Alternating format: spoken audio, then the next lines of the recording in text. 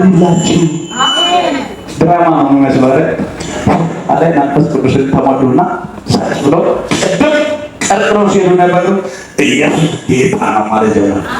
ሰፈር መንደር ላይ ሟርተኛ ይመጣ ማለት አልዘጋቢ ይዋረድ ማለት ነው። አልዘጋቢ ከበፊቱ ራሱ እየፈረሩ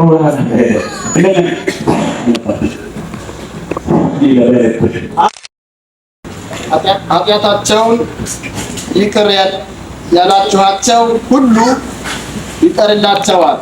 ኃጢአታቸውን ይቀርላቸው ሁሉ ይቀርላቸዋል። እሺ ይጨርስ ነው። የያዛችሁባቸው ተይዞባቸዋል አላቸው። ይዛችሁ ከሆነ ይቅርታ ልብኝ ያላችሁ ይቅርታ አለማድረጋችሁ ካለ የእናንተ ተይዟል አለ። ይቅር ካላችሁ የእናንተ ተለቅቋል። አንዳንድ ፈይታ ያልተባረከበት አንዳንድ ምክንያት ልንገራችሁ።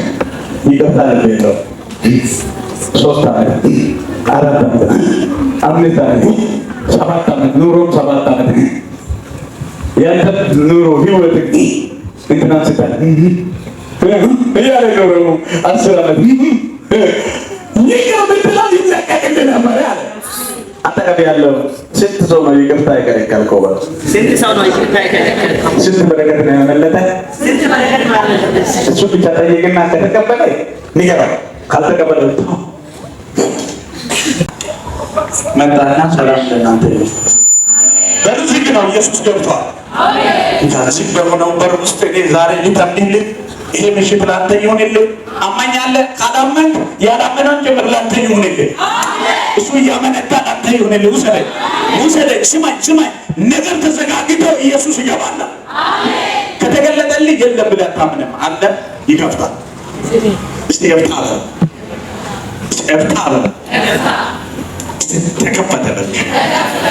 ልጁ ከተወለደበት ጊዜ ጀምሮ ዲዳ ኢየሱስ መጣና ያልታል። ምን ማለት ነው? ተከፈተ አለው። ተከፈተ። ሲገለጥልህ የተዘጋው ነገር ይከፈተልሃል። ሲገለጥልሽ የተሟረተብሽ የተተፈተፈ ሰንሰለት ሁሉ ይበጣጠሳል። አሜን። ካልተገለጠ ግን የሌላው ሲፈታ እያየህ ትኖራለህ። ከዚህ በኋላ 2 ነገር ይዘህ ትወጣለህ። እግዚአብሔር ልጅ ኢየሱስ እንደሆነ አንድ ታምንና ሲቀጥል ተገልጧል ትወጣለህ። ወይኔ ያመንታ ድካም አንድ ሰው ብድግ ብሎ አመን ብሎ ይሄን 2 ነገር ይዞ ቢሄድ ምን አለ? እንቃውስ ይሁንልህ። ለቆመው ሰው አሜን። ላመንከው ሰው ይሁን አሜን። መቆም በእግር ብቻ አይደለም በልብም አለ።